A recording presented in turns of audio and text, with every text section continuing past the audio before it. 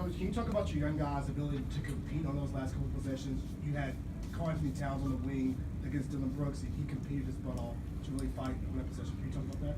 Yeah, I mean, I think that's who Dylan is. We've seen it time and time again this year. You know, even in the preseason, whenever there was a matchup to be had, Dylan would find his way to that matchup. And, you know, he's competitive as all get out. He is, you know, he's dogged in his defensive ways, and he's just not going to back down. So everything you get versus him, you're going to have to earn it. And then Andrew Harrison was unbelievable on the ball. They ran screens to try to get Jimmy Butler free, and Andrew did a great job of wedging through and forced him into take that tough shot at the end.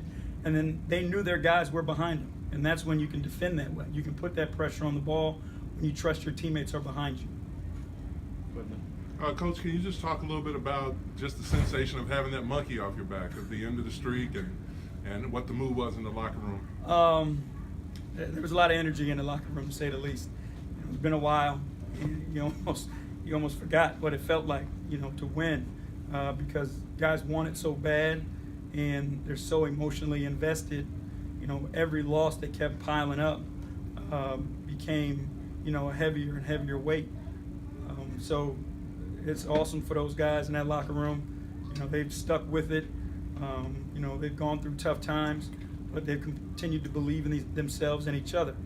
And, you know, tonight was a great reward for them. But like we said in the locker room, you know, this is not where we want to be. You know, this is just one of many.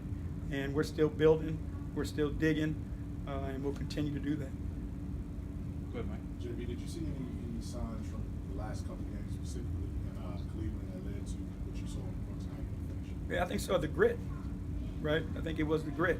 You know, tough situations, loose balls, you know, defensive rebounding, 50-50 balls, you know, those efforts, I think they were there and they had been building. And tonight we were able to come up with those plays. But you got to look at defensively what we did, you know, to hold that team to 17 points in the fourth quarter, you know, to be able to defend, I mean, all-stars, really good offensive players, the way we did. You know, all that started, you know, kind of took us back to the way we were defending the beginning of the season when we were challenging people. So we're headed in the right direction, but, you know, moral victories only go so long. You know, sometimes you need to chalk one up on that board. Go ahead, Coach. Coach, you talked about Harrison defensively.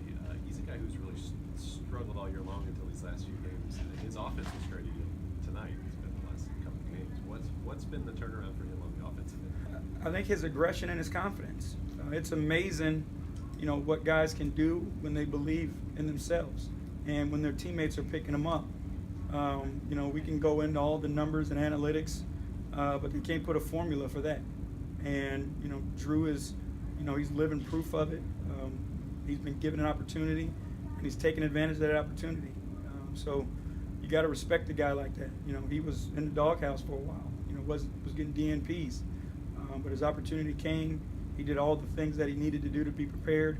You know, he kept working, and this is the fruits of it. JB, you mentioned before the game the importance of limiting second chance opportunities. What did you feel like tonight was the difference? Because it seemed like you did pretty well. I mean, the physicality and the effort to it. You know, we went into the game, you know, with that plan, and to a man, guys went after it. You know, we saw guys flying from the perimeter, coming up with rebounds, chasing down long ones, getting on the floor. You know, this is a really good offensive team, and if you give them multiple looks at it, they're going to make you pay. So, you know, credit to our guys again for just making those plays and making those efforts and coming up with those balls. JB, what was the thought, or what was the game plan on Karl-Anthony Towns, who was really quiet, had only 3 attempts in the first 3 quarters, was kind of largely almost a decoy at times out there with the way that you guys denied him? What was the thought there, and how proud of you were that execution? I mean, it was the plan going in was to try not to let him play. You know, we wanted to limit his touches as much as we possibly could, and then when he did get it, we wanted to bring extra bodies to him. You know, Jermichael Green is a underrated defender.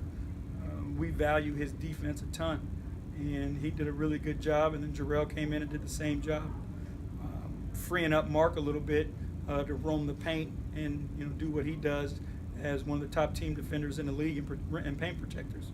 And then, you know, our smalls were active, and they came and were aggressive and tried to get the ball out of his hands. And I think we did a pretty good job of it. JB, it looked like Deontay had a terrific game. Can you give us your thoughts? I'm interested in your thought on what's made the difference for Deontay's production, especially on the defensive end. Well, that's who he is. If he wants to, you know, play in this league and he wants to last, he's got to use his natural tools and instincts. And he's a defensive-minded, shot blocking, rebounding, and running big. And those are his strengths, and he needs to play to his strengths. So I think, you know, having a clear mind of this is what I'm going to do when I get in the game, and then the opportunity to do it. You know, there was question going into that fourth quarter, you know, whether or not we should come right back with Mark.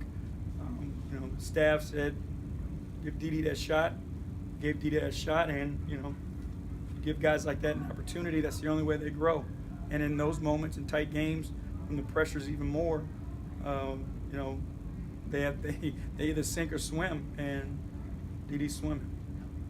Go ahead, Lee. Coach, just kind of running the clock back a little bit to, you know, say a week ago, before you were named interim coach, and then coming into tonight's game, how would you describe the difference in mood? Did the week help things kind of settle down in the locker room so that all of the distractions were out of the way? Yeah, I think so. But we played two really tough teams coming out of that. San Antonio, you know, obviously, right? Cleveland, obviously. The first game in San Antonio, we had it down to 3, I believe, with about 5 minutes to go. And, you know, the Spurs made one of those Spurs runs. But we felt like we competed to put ourselves in that position.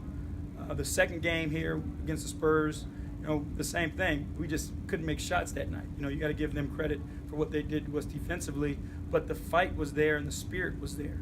And then obviously on a back-to-back, that's probably one of the toughest back-to-backs you'll have to play to go into Cleveland like that after playing the Spurs and being in position where, you know, we could have quit. We were down double figures at one point in that game. And, you know, back-to-back, excuses.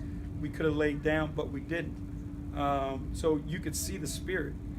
And, you know, LeBron had to have, you know, one of those special nights at the end to beat us. So it was there. And then you get an opportunity against a, you know, really good Timberwolves team. The fight was there. You know, the defense was there. And then tonight we made the plays to get the win. Anything else? All right. Thanks, everybody. Thank you, guys.